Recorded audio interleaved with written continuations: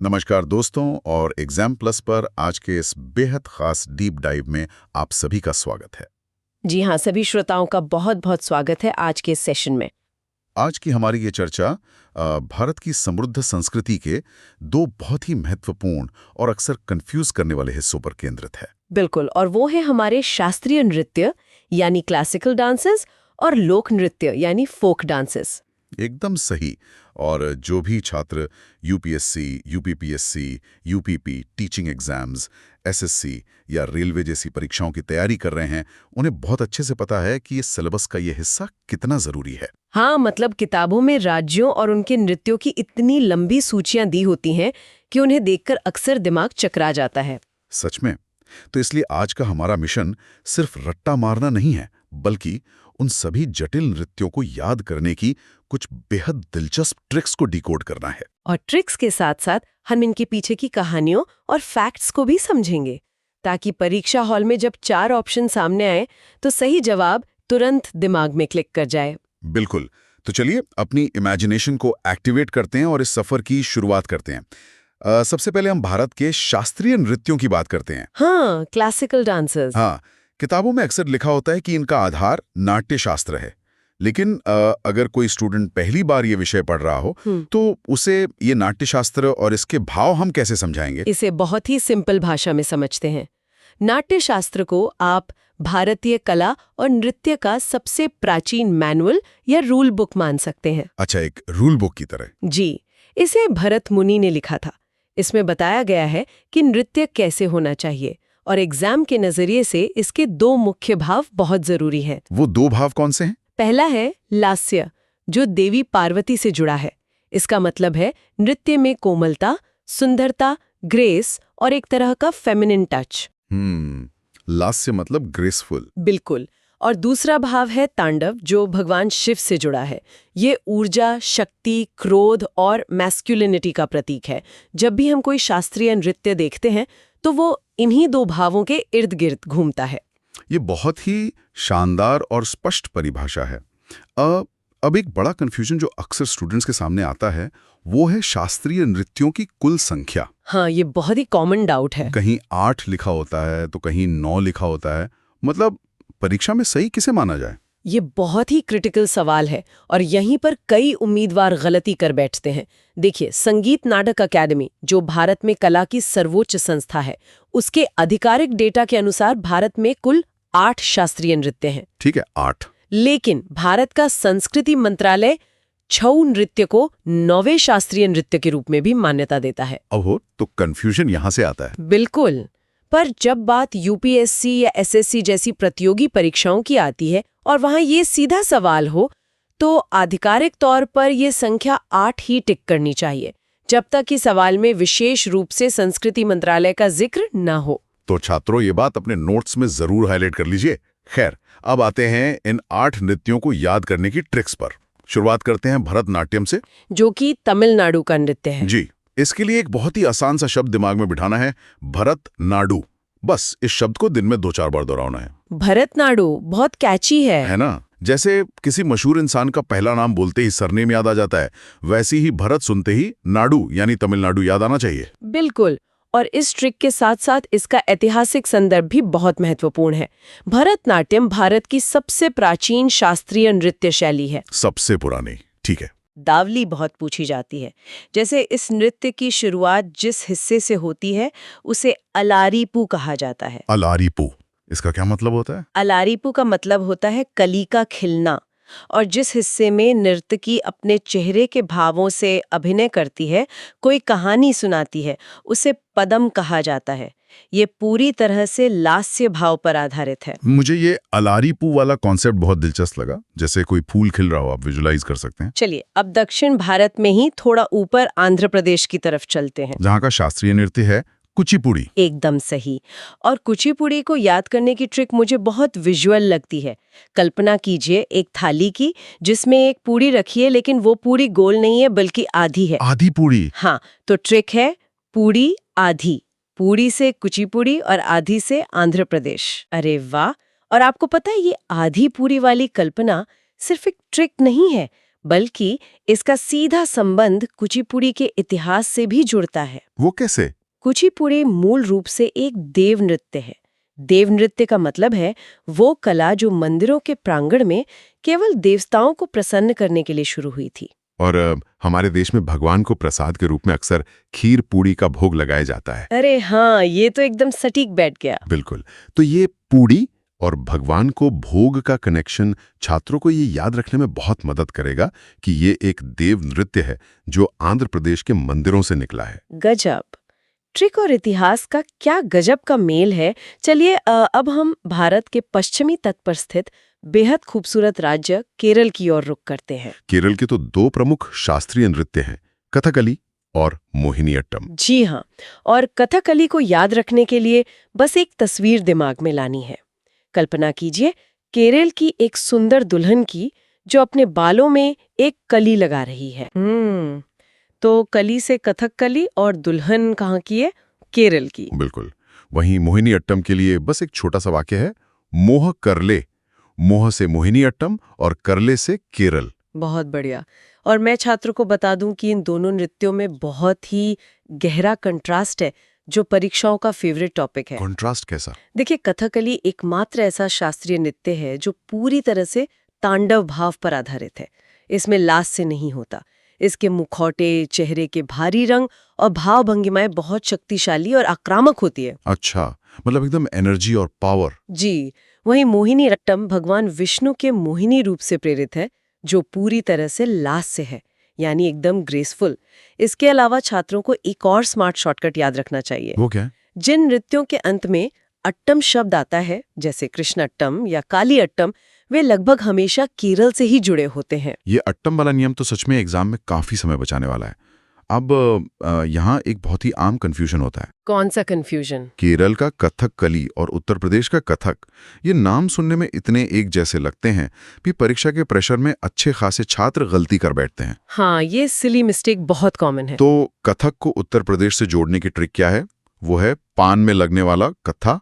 उत्तर प्रदेश के बनारसी पान दुनिया भर में मशहूर है और पान में कत्था लगता है, तो कत्था से कथक और पान से उत्तर प्रदेश। ये बहुत सही तरीका है याद रखने का। और ध्यान रहे, कथक में कली नहीं है, इसलिए इसे गलती से केरल नहीं भेजना है। बिल्कुल नहीं भेजना है। और कथक के बारे में एक और विशेष बात यह है कि ये एकमात्र ऐसा शास्त्रीय नृत्य है जिसमें हिंदू और मुस्लिम दोनों संस्कृतियों का प्रभाव दिखता है। क्योंकि ये मुगल दरबारों में भी फला फूला था। एकदम सही। और इसमें लास्य और तांडव दोनों भावों का एक बहुत ही बेहतरीन मिश्रण देखने को मिलता है। बहुत ही उम्दा जानकारी। चलिए अब शास्त्रीय नृत्यों की इस सूची में आखिरी नाम आता है पूर्वोत्तर भारत से असम का सत्रिय नृत्य। जी, सत्रिय। इसे याद रखना बहुत ही लॉजिकल है। सत्रिय शब्द बोलते ही इसमें 7 यानी नंबर 7 की ध्वनि सुनाई देती है। 7। और हम जानते हैं कि हमारे देश के पूर्वोत्तर राज्यों को 7 सिस्टर्स या 7 बहनें कहा जाता है। और जब हम भारत के नक्शे में पूर्वोत्तर की तरफ प्रवेश करते हैं तो जो सबसे पहला राज्य हमारा स्वागत करता है वो असम ही है। तो 7 से 7 सिस्टर्स और शुरुआत असम से, मतलब सत्रिय असम का है। बहुत ही लॉजिकल कनेक्शन है। बिल्कुल। तो इस तरह से हमने उन 8 शास्त्रीय नृत्यों के आधार और ट्रिक्स को समझ लिया। जब छात्र इन ट्रिक्स को नाट्य शास्त्र के लास्य और तांडव वाले कॉन्सेप्ट के साथ जोड़कर देखते हैं तो ये रटा हुआ नहीं लगता बल्कि समझा हुआ लगता है। एकदम सही बात है। तो अब हम अपनी चर्चा के दूसरे और बहुत ही रंग बिरंगे चरण में प्रवेश करते हैं, जो कि है हमारे लोक नृत्य यानी फोक डांसेस। जी हाँ, भारत में इतने लोक नृत्य हैं कि उनकी गिनती करना मुश्किल है। लेकिन हम उत्तर भारत और पहाड़ी राज्यों से शुरुआत करते हैं। सबसे पहले चलते हैं भारत के सिरमौर जम्मू कश्मीर में। कश्मीर का मौसम तो काफी सर्द होता है। बहुत सर्द, इतनी ठंड कि मुंह से अचानक निकलता है उफ क्या ठंड है। तो इस उफ से हमें याद रखना है रऊफ नृत्य। उफ से राउफ, ठीक है। और इस कड़ाके की ठंड से बचने के लिए एक आम घर काफी नहीं होता, बल्कि 2 महल चाहिए होते हैं। 2 महल से बना दमाल नृत्य। और कभी-कभी तो बर्फबारी में इतनी ठंड लगती है कि इंसान का दिमागी भंड या क्रेजी हो जाता है। इस भंड से बना भांड पाथेर नृत्य। ये ट्रिक सुनने में जितनी मजेदार है, इनका जमीनी सच उतना ही गहरा है। जब हम कश्मीर की बात करते हैं तो वहाँ की भौगोलिक परिस्थितियां ही उनके नृत्यों को आकार देती हैं। वो कैसे? जैसे रौफ नृत्य मुख्य रूप से वहाँ की रौफ जनजाति की महिलाओं द्वारा किया जाता है और दामल नृत्य का संबंध वट्टल जनजाति से है। अच्छा, ट्राइब्स के नाम पर। जी। और परीक्षा के दृष्टिकोण से थोड़ा गहराई में जाएं तो दामिल का निर्माण सूफी संत भक्त शाह सुकर सलोनी ने किया था। ये तो बहुत ही स्पेसिफिक फैक्ट है। बिल्कुल। और ये तथ्य अक्सर यूपीपीएससी और यूपीएससी के मैच द फॉलोइंग वाले प्रश्नों में छात्रों को फंसा देता है। और छात्रों, ये सूफी संत वाला पॉइंट नोट्स में जरूर जाना चाहिए। चलिए, पहाड़ों की बात हो रही है तो कश्मीर से नीचे उतरकर हिमाचल प्रदेश आते हैं। यहाँ की ट्रिक तो पूरी एक कहानी है। कहानी मैं सुनने के लिए तैयार हूँ। तो सुनिए, हिम का मतलब होता है बर्फ। अब बर्फ पर आप नंगे पैर तो चल नहीं सकते, आपको चप्पल चाहिए।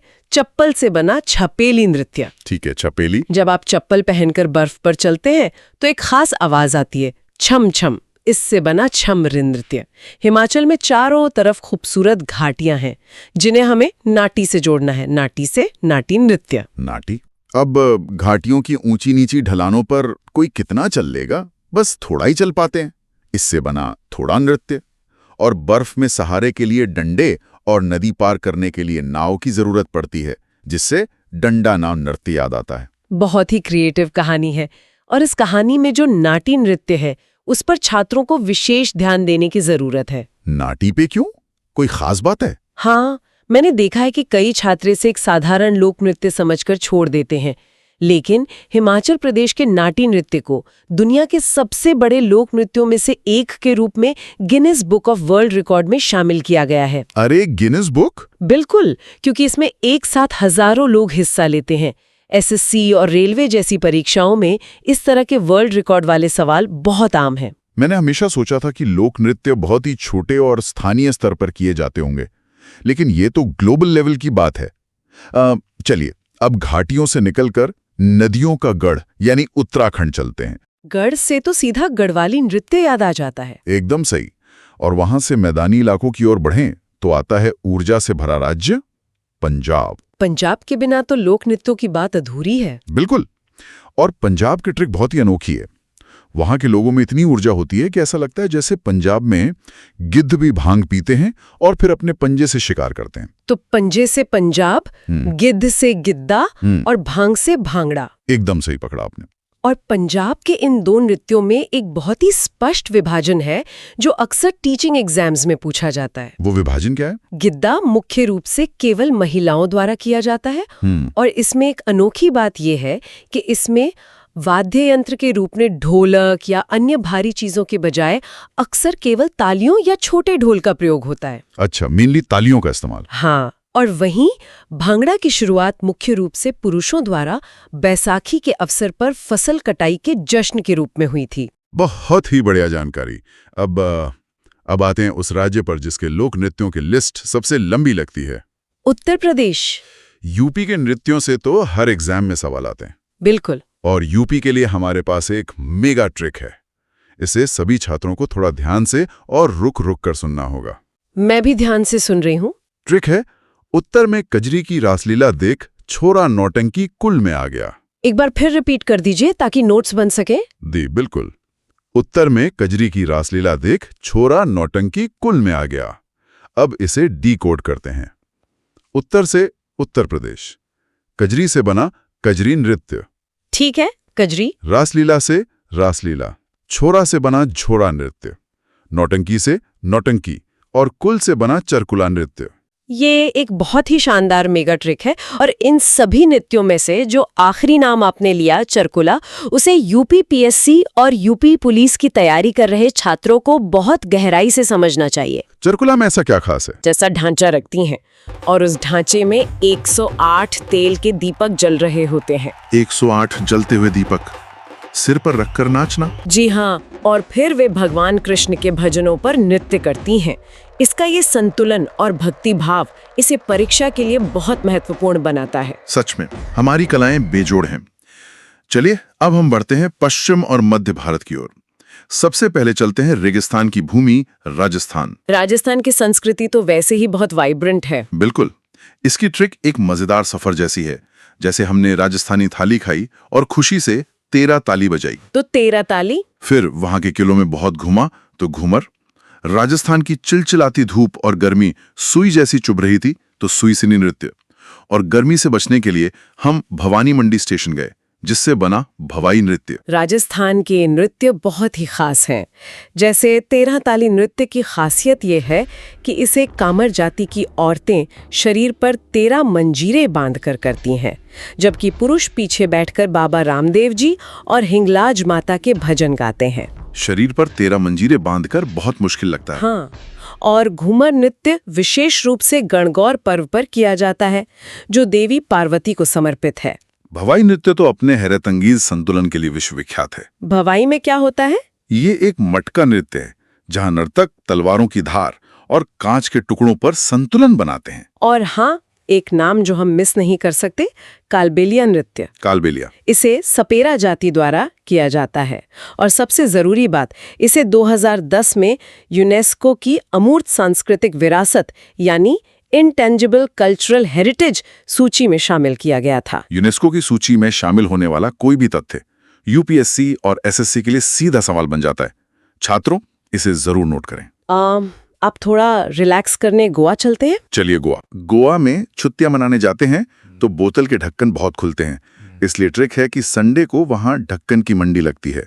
तो ढक्कन से दखनी और मंडी से मांडी नृत्य बहुत कैची है। और उसकी ठीक ऊपर महाराष्ट्र है, जहां की ट्रिक है एक जिद, हमें तो महाराष्ट्र लाओ। लाओ से लावणी नृत्य। लावणी तो वैसे भी बहुत फेमस है। बिल्कुल। अब चलते हैं जनजातीय बहुल राज्य झारखंड की तरफ।